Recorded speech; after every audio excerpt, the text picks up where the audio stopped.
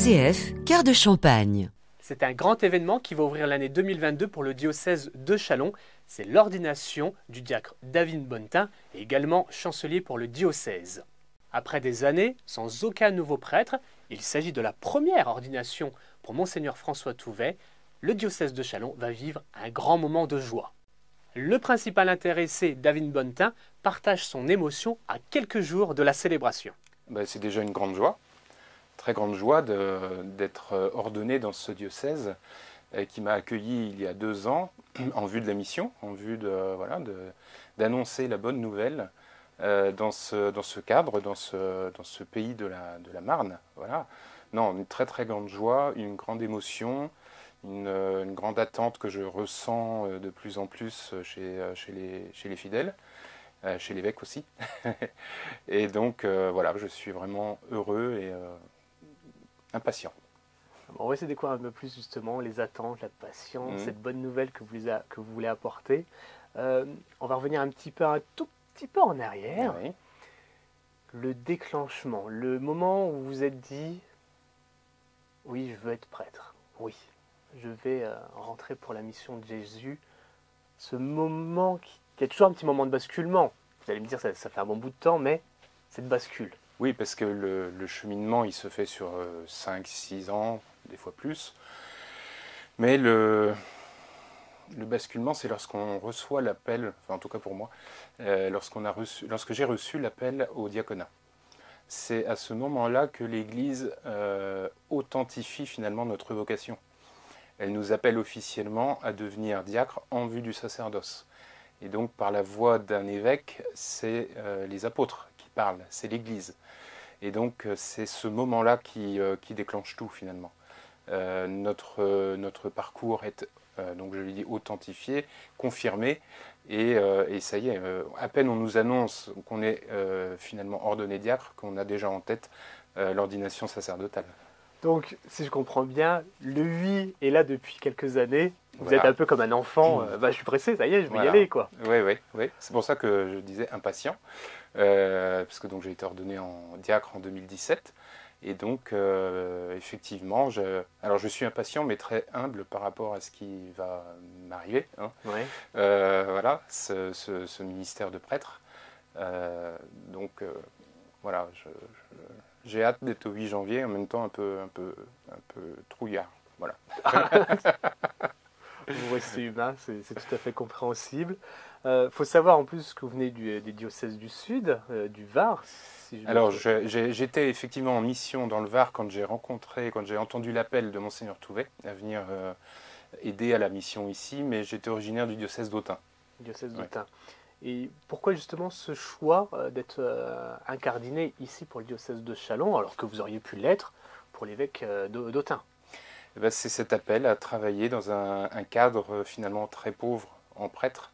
Lorsque j'étais donc dans le sud, dans le Var, j'ai entendu cet appel de Monseigneur Touvet en présence de Denis Véju et de Marc Aymar, les 2 vicaires généraux, à venir aider, travailler pour annoncer donc le Christ aux fidèles de la Marne, du diocèse de Châlons. Et je me suis dit, il faut une sacrée humilité déjà comme évêque pour venir, et devant tout le monde, tout le clergé du Var était présent à ce moment-là, et réclamer des prêtres, et dire, oui, effectivement, chez nous, on n'en a pas et on a besoin de vous. Voilà, donc c'est comme ça que l'appel a retenti. Je me suis dit, si jamais un jour je ne suis pas dans le Var, c'est là où j'irai. D'accord. Voilà. Parce que justement, cet appel, j'ai trouvé ça vraiment beau, de la part d'un évêque, d'annoncer et de dire, j'ai besoin de vous. Vous comprenez maintenant l'importance aussi donc, de l'évêque, bien évidemment, et aussi des fidèles, bien sûr, de votre attente, de cette ordination. Oui, tout à fait. Et je le ressens chaque jour, puisque je reçois tous les jours des réponses au faire-part ou aux invitations. Et ces réponses me touchent vraiment beaucoup, parce que c'est des témoignages de foi, des témoignages d'espérance, puisque on voit vraiment l'attente des prêtres dans les réponses. Et donc, je suis le témoin de cette attente et un témoin vraiment humble. Voilà. Humble. Et ému. Ouais. Et ému. Ouais. Du coup, est-ce que ça fait partie de l'une de vos peurs? Un peu, parce qu'on c'est vrai qu'on peut avoir cette sensation un peu de pression, on sent qu'on est en train de mettre beaucoup de choses sur ses épaules. Alors non, ça ne m'effraie pas, mais je ressens comment dire, euh, cette dignité quand même à laquelle il faut correspondre par rapport au grand mystère qui nous est proposé, le ministère du prêtre, prêtre de Jésus-Christ, collaborateur des évêques. Voilà, ma vie doit être en union, en concordance avec ce mystère-là aussi. J'ai une double question.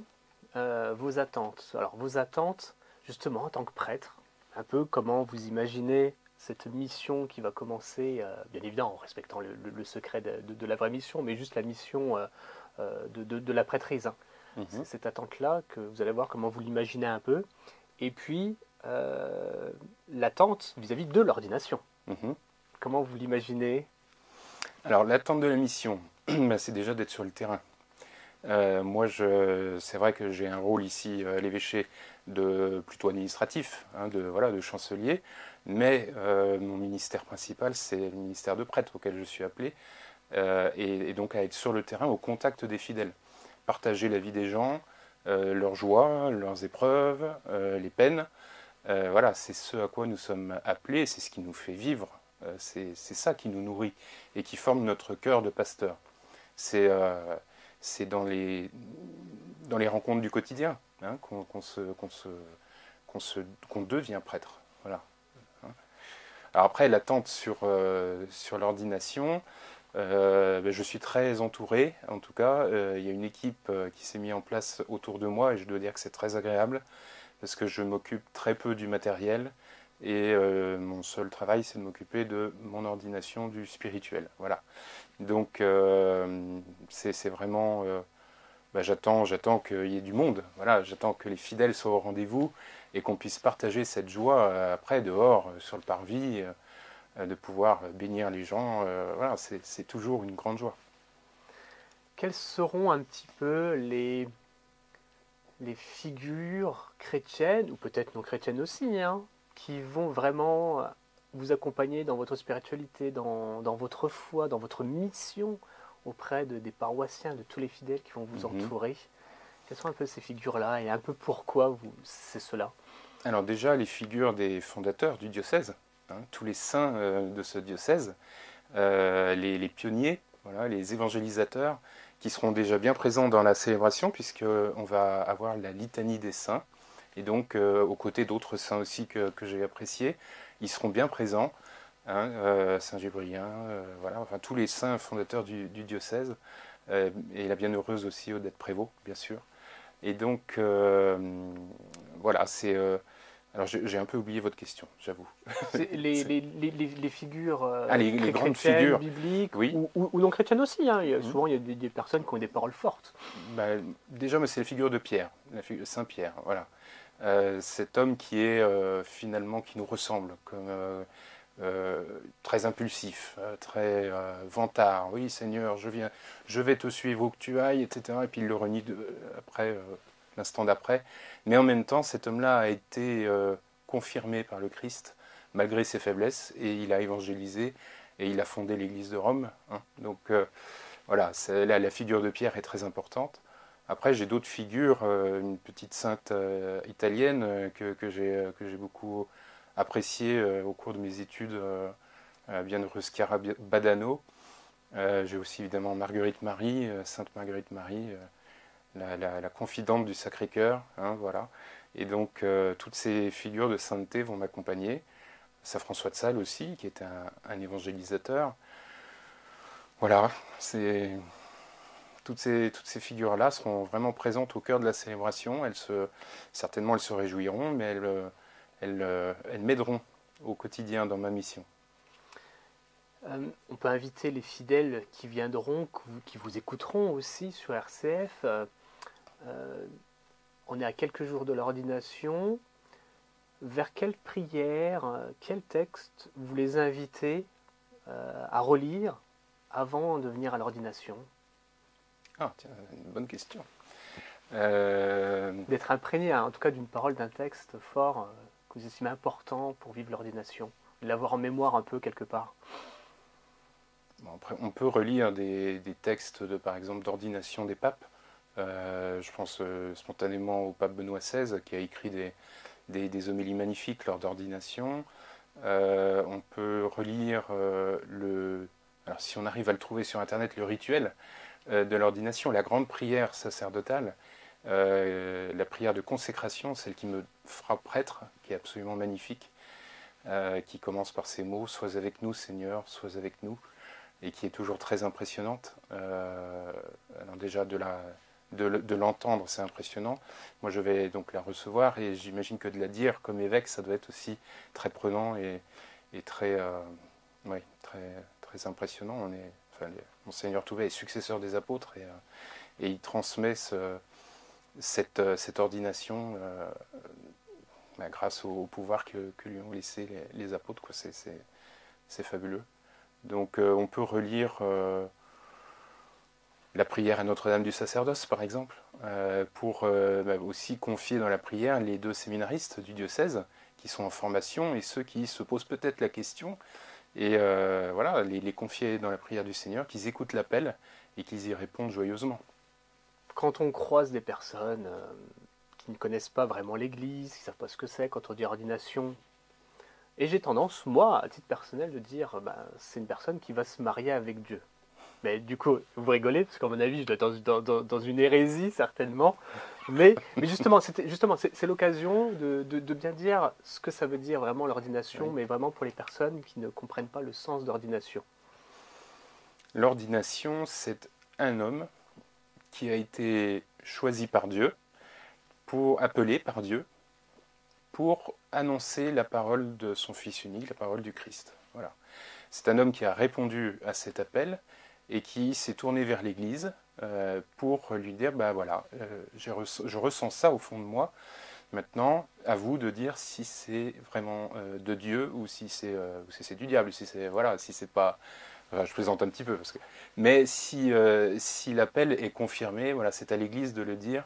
Et donc cette ordination, on peut dire un mariage avec l'Église, voilà, oui. Et effectivement, je vais dédier ma vie à annoncer Jésus-Christ et à servir l'Église du mieux que je peux, et en essayant de faire toujours la volonté de Dieu. Voilà. Pour terminer, quel serait votre message ? Qu'est-ce que vous avez envie de dire à tous les fidèles, tous les paroissiens, tous ceux qui vous connaissent, qui vous croisez quasiment presque quotidiennement ? Alors, j'en aurais... vous avez le droit de regarder l'objectif. J'aurais deux messages. Allez-y, 2 messages, un message pour les paroissiens. Déjà, un grand merci de votre présence en ce jour-là. Et ceux qui ne seront pas présents, priez pour moi. On est aussi unis par la prière. La communion des saints, on y croit. Et donc, n'hésitez pas à prier pour moi si vous ne pouvez pas venir. Ensuite, j'aurai un petit message pour ceux qui se posent la question de rentrer au séminaire. Je reprendrai une phrase de Benoît XVI. « N'ayez pas peur, le Christ n'enlève rien, il donne tout. » David Bonnetin sera ordonné prêtre ce samedi 8 janvier en la cathédrale Saint-Étienne de Châlons-en-Champagne dès 10h et retransmission en direct sur RCF Cœur de Champagne. RCF Cœur de Champagne.